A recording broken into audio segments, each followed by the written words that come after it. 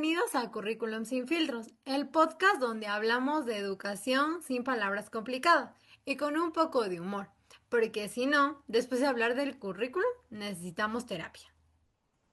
A ver, antes de empezar quiero hacerles una pregunta. ¿Se acuerdan cuando éramos pequeños y pensábamos que ser profesor era facilísimo? Claro, yo decía, el profesor lo llega, escribe en la pizarra, manda deberes y listo. Y cuando nos ponía un examen sorpresa, todos decíamos, el profe vino bravo. Lo curioso es que ahora estamos estudiando para ser docentes y entendemos que detrás de ese examen había planificación, objetivos, destrezas, evaluación, adaptaciones curriculares. Y seguramente una reunión que le cambió toda la planificación al profe, 5 minutos antes.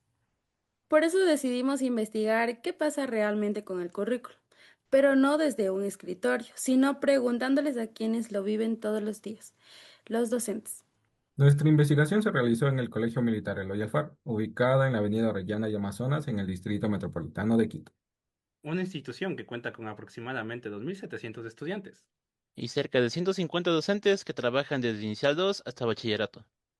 Imagínense organizar el aprendizaje de 2.700 estudiantes. No es exactamente como organizar un grupo de WhatsApp. Así que aplicamos una encuesta a 20 docentes para conocer su percepción sobre la aplicación de la proyección curricular. Los resultados muestran diferentes puntos de vista sobre cómo se vive el currículum en la práctica diaria. Y mientras revisábamos los resultados apareció una pregunta que nos hizo pensar. ¿El currículum realmente funciona como está diseñado? O los docentes hacen magia todos los días para que funcione. Empecemos por el principio. Cuando escuchan la palabra currículum, ¿qué se imaginan? Yo antes imaginaba un libro gigante lleno de letras. Yo pensaba que era un documento que nadie abría. Pero resulta que los docentes tienen una visión mucho más clara. La mayoría respondió que la proyección curricular es la organización ordenada de los aprendizajes que se desarrollan durante el año lectivo, mientras que un grupo menor lo relacionó con las adaptaciones curriculares diseñadas al contexto. Y tiene sentido, porque imagínense construir una casa sin planos. O una torta sin receta. O venir a grabar este podcast sin haber hecho el guión.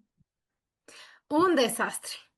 Precisamente para esto sirve la proyección curricular, para organizar hacia dónde queremos llegar con los estudiantes. Y cuando preguntamos qué tan importante era esa planificación, las respuestas fueron casi unánimes. La mayoría la consideró fundamental porque da un rumbo, orden y coherencia al proceso educativo, mientras que un grupo menor la clasificó como importante, pero no indispensable. Es como el GPS. Sí, aunque a veces el GPS dice llegará en 20 minutos. Y el ministerio responde, pero en 45 minutos de clase. Ahora sí, llegó la pregunta que todos estábamos esperando. ¿Cuál es la principal dificultad para aplicar el currículo? Aquí aparecieron los sospechosos de siempre: la falta de tiempo, el exceso de carga administrativa, la escasez de recursos didácticos y tecnológicos fueron las respuestas más frecuentes. Es decir, el currículo quiere correr una maratón. Pero muchas veces le damos zapatos rotos. Y eso nos hizo recordar algo.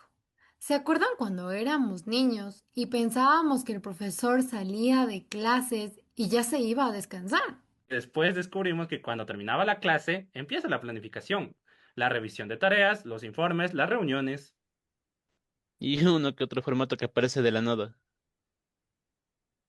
También preguntamos si el currículo nacional responde a la realidad de los estudiantes. La mayoría considera que lo hace en gran medida, aunque una parte importante cree que solo responde parcialmente. Y eso nos deja una reflexión interesante. ¿Por qué enseñar en Quito? No es igual que enseñar en una comunidad rural. Ni es igual trabajar en una institución con todos los recursos, que hacerlo donde faltan materiales o conexión a internet. Por eso muchos docentes consideran que el currículum debe ser flexible, no porque esté mal, sino porque cada realidad educativa es diferente.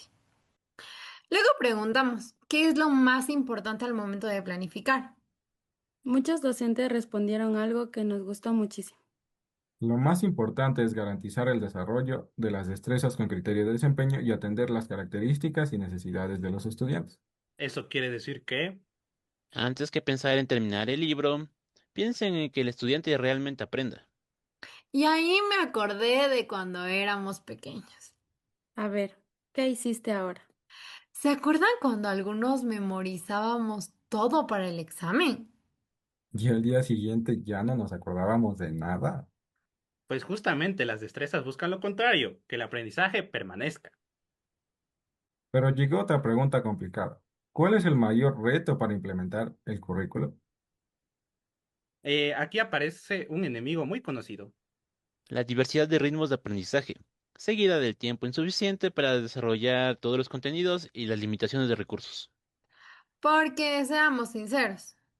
Siempre hay un estudiante que termina rapidísimo. Otro que necesita más tiempo. Otro que aprende viendo. Otro escuchando. Y otro que aprende cuando por fin entendió para qué sirve el tema. Y aún así, el profesor debe lograr que todos lleguen al mismo objetivo. Finalmente, preguntamos, ¿qué aspecto requiere mayor atención para mejorar la aplicación del currículo?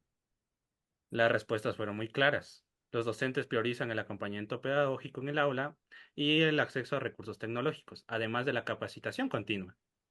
Y aquí queremos detenernos un momento, porque muchas veces pensamos que mejorar la educación depende únicamente del profesor. Pero esta encuesta demuestra que también hace falta recursos, acompañamiento, capacitación y condiciones adecuadas para enseñar. Hasta aquí ya entendimos algo. El currículo no solo depende de lo que está escrito, depende de las personas que lo ponen en práctica todos los días. Después de hablar sobre planificación, adaptación y retos, nos queda una duda. ¿Y la tecnología? Cuando nosotros éramos niños, El proyector era un lujo. Y si el profesor llevaba el televisor al aula, era el mejor día del año. Hoy la realidad es distinta. Las TICs forman parte del proceso educativo y justamente preguntamos qué tan presentes están dentro de la proyección curricular. La mayoría respondió que las TICs están presentes mientras que otro grupo considera que todavía ser presencia es limitado. y eso nos deja una reflexión. Tener una computadora. No significa automáticamente tener innovación. La verdadera innovación ocurre cuando la tecnología ayuda a que los estudiantes aprendan mejor. Después preguntamos algo que seguramente muchos docentes sintieron. ¿El tiempo alcanza? Y aquí las respuestas fueron claras. La mayoría calificó el tiempo lectivo como regular o insuficiente para desarrollar todos los contenidos y destrezas del currículo. Y creo que todos recordamos alguna frase del profesor. La próxima clase terminamos. Y esa próxima clase nunca llegaba porque había un acto cívico, una reunión, una salida o un feriado. Eso demuestra que el tiempo también forma parte de la calidad educativa. Y entonces llegamos a la última pregunta. La única que no tiene opciones. La única donde cada docente pudo hablar libremente.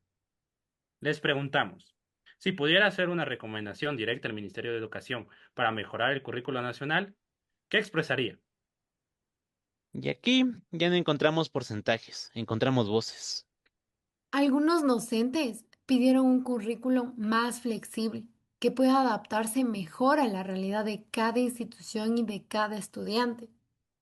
Otros recomendaron reducir la cantidad de contenidos para disponer de más tiempo y profundizar en los aprendizajes realmente significativos. También hubo quienes solicitaron fortalecer la educación en valores, el civismo y la formación integral de los estudiantes. Y varios docentes insistieron en algo que se repitió durante toda la encuesta. Más recursos, más capacitación. Y mayor acompañamiento pedagógico. ¿Saben qué fue lo que más nos llamó la atención? Ningún docente escribió, quiero trabajar menos. Ninguno pidió que enseñar fuera más fácil.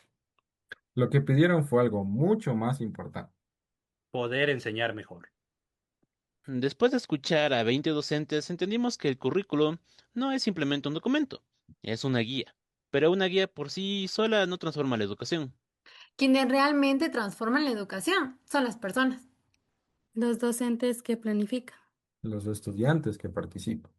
Las familias que acompañan. Y las autoridades que crean las condiciones para que enseñar sea posible. Hoy comprendimos algo que de niños nunca imaginamos.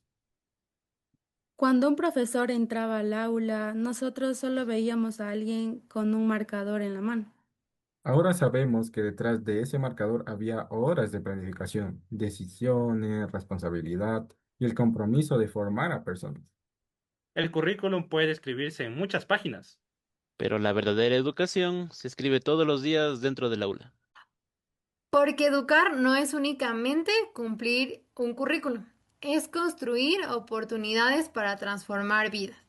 Somos estudiantes de la Universidad Central del Ecuador de la carrera de Educación Básica de la Facultad de Filosofía, Letras y Ciencias de la Educación y agradecemos al Colegio Militar Eloy Alfaro y a los 20 docentes que participaron en esta investigación. Sus respuestas hicieron posible este trabajo y nos permitieron comprender desde la experiencia cómo se vive el currículo más allá de los documentos. Gracias por escucharnos. Hasta el próximo episodio.